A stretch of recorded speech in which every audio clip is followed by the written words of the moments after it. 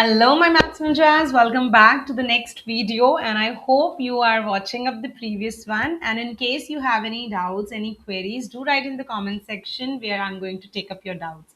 And if you have some another doubts also, you may write that also.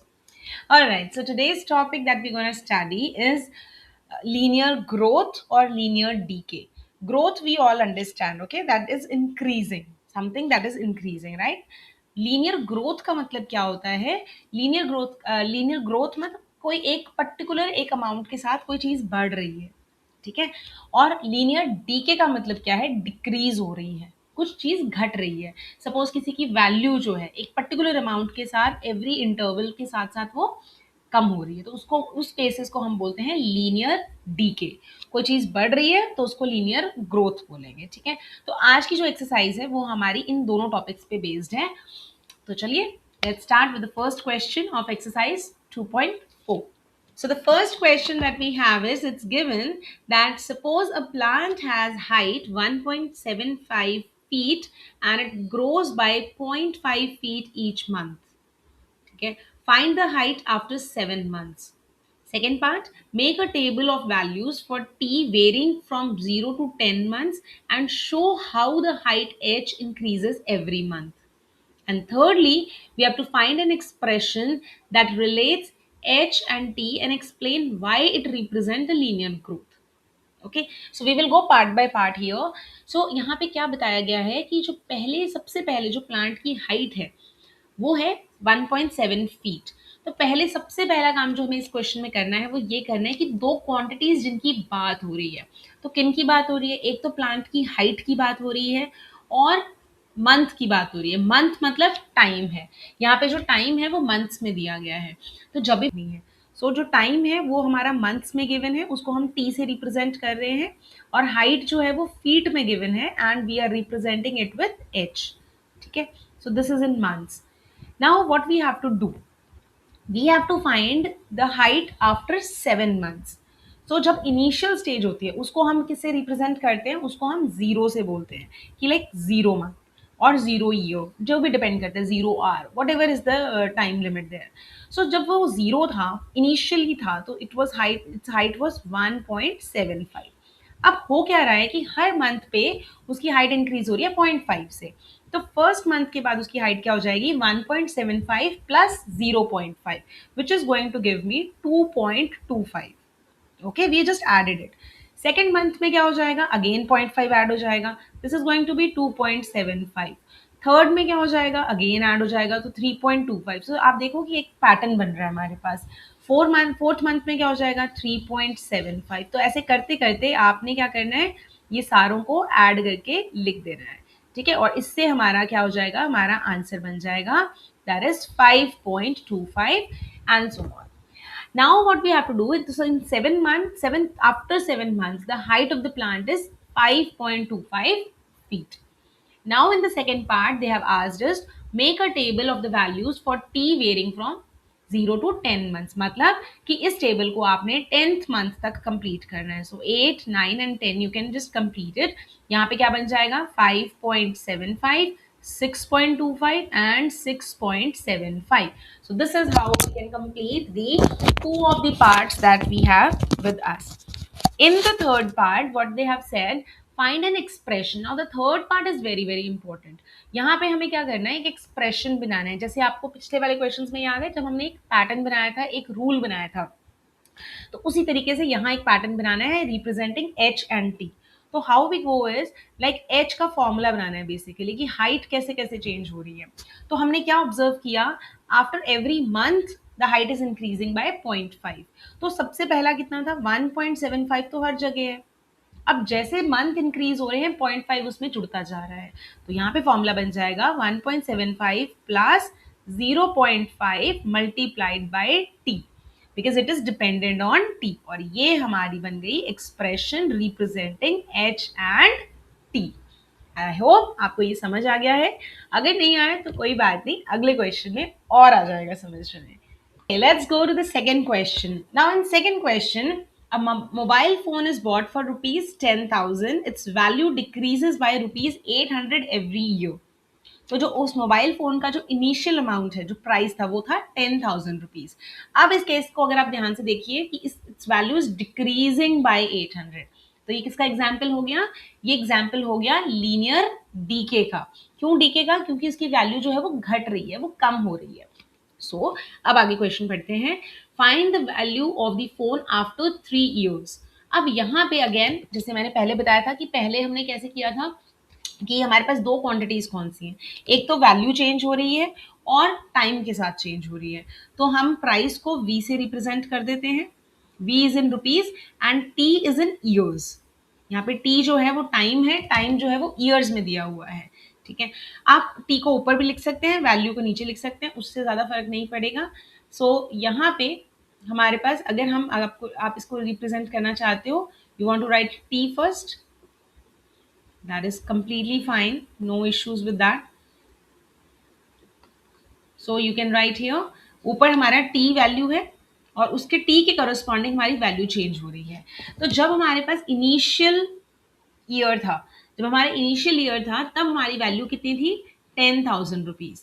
तब वो mobile phone की value थी 10,000 rupees. और हो क्या रहा है? After every year the value of this mobile phone is decreasing by rupees 800। मतलब अगर शुरू में हमने वो 10,000 का फोन लिया है तो एक साल के बाद उसकी वैल्यू क्या बन जाएगी? That is going to be 9200। Okay, that is going to be 9200। Simply हमने 800 रुपीज को माइनस कर दिया 10,000 में से। अगेन सेकेंड ईयर में कितना रहेगा? It is going to be 9200 minus 800 which is going to be 8400। Okay, and then in the third year again 800 rupees will decrease, which is going to get me the answer, that is 7,600। इस तरीके से हम क्या करते जाएंगे, सारे months को सारे ईयर्स का 800 रुपीज माइनस करते करते we can just get the value for it. Now we have to make a table of the values T varying from 0 to 8 years। ये कब तक बनाना है? हमने 8 years तक बनाना है। So it is 4, 5, 6, 7 and 8 year तक हमको ये कंटिन्यू करना है। That for how long this going to be. So just quickly इसको माइनस कर लीजिए and your table will be ready. This is going to be 6,800, then 6,000, then we are going to have 5,200. Okay, then going to be your 4,400, and similarly we are going to have 3,600. Okay, so this is how we are going to just keep on minusing this thing. And lastly, the third part, again they have asked write an expression that relates v to t। अब again बच्चों देखो यहाँ पे क्या हो रहा है, value किस पे डिपेंड हो रही है? टाइम पे। जैसे जैसे टाइम बढ़ रहा है वैसे वैसे 800 रुपीज उसमें से और डिडक्ट होते जाते हैं। तो इनिशियली हमारे पास कितना अमाउंट था? It was 10,000 rupees. सो 10,000 से माइनस हो रहा है, तो हम क्या करेंगे? बीच में माइनस का साइन लगाएंगे। पहले मंथ पे कितना माइनस हुआ? 800। दूसरे ईयर पे सॉरी कितना माइनस हुआ? अगेन 800। थर्ड ईयर पे फिर से 800। तो क्या हो रहा है? ये साइक्लिक वे में हो रहा है। ठीक है, तो हम इसको लिख सकते हैं 800 माइनस हो रहा है विद टाइम। सो ये हमारी रहेगी इसकी expression which is going to represent this particular situation, that is v is equals to 10,000 minus 800 t। 800 क्यों आया? क्योंकि जो कॉमन quantity थी which is reducing, that was 800 rupees। okay, so I hope you have understood। again फिर भी कोई problem आती है आपको तो do let me know in the comment section। Okay, my ninjas, let's go to the third question। and the third question, it is given the initial population of a village is 750। every year 50 people move from the nearby city to the village। okay, तो एक village है जिसकी population जो है वो 750 है। तो और वो हर एवरी ईयर हर साल वहां पे 50 लोग और दूसरी सिटी से वहां पे ऐड ऑन हो रहे हैं। तो बताएं पहले तो ये सोचो कि ये किसका एग्जाम्पल है, लीनियर डीके का कि लीनियर ग्रोथ का। तो अगर आप इसको लीनियर ग्रोथ समझ रहे हो तो which is correct, because the number of people are increasing, बढ़ रहे हैं। ठीक है, तो यहाँ पे क्या आ रहे हैं हमारे पास? दो क्वांटिटीज फिर से जल्दी से देखिए क्या हो जाएगी। एक तो टाइम हो जाएगा and number of people, here number of people are increasing और population is increasing, जिसमें इन्होंने बोला है कि population को p से represent करेंगे। अब initially सबसे पहले population कितनी थी उस जगह की? That was 750. और क्या हो रहा है, हर साल every year this population is increasing by 50 people. 50 people और ऐड हो गए तो अगले साल कितने, फर्स्ट ईयर के बाद कितनी पॉपुलेशन हो जाएगी, 800. फिर से 50 आ गए, क्या हो जाएगा, 850. तो ऐसे 50-50 उसमें ऐड होते जाएंगे. पहले केस में हमें क्या बोला गया है, find the population of the village after 6 year. यानी कि ये टेबल हमको फॉर्म करना है till 6 years. So just keep on adding. ये क्या बन जाएगा, 900, 950, then it's 1000, and 1050 will be the number of people by the end of 6 years. Okay? Next, make a table. So table we have already made till 10th. अब इसको आप continue करेंगे, इसको till 10 you have to complete this, right? Okay, keep completing this one and find the expression that relates P and T. So the relation between P and T, population is dependent on the year. So population P will be equal to, सबसे initially कितना था, 750, और year हर साल के बाद 50 लोग वहां पे आते गए, तो प्लस 50 मल्टीप्लाइड बाय T. तो ये बन गई हमारी एक्सप्रेशन इसको क्रिएट करने के लिए. ठीक है, so I hope you people are understanding this thing, and this is how we have to keep continuing this, keep doing this. So I, after understanding these three questions, I'm sure you would be able to do the fourth one, and do try this fourth one yourself and write the answer in the comment section that what is the expression that you're going to get. और इसके अंदर एक बड़ा अच्छा सा question भी है कि इस क्वेश्चन में क्या है, फोर्थ क्वेश्चन में कि एक मोबाइल कंपनी है जो 600 रुपीज चार्ज करती है फॉर अ रिचार्ज स्कीम. तो उसका जो रिचार्ज है वो 600 रुपीज का है, लेकिन the prepaid balance is reduced by 15 rupees each day.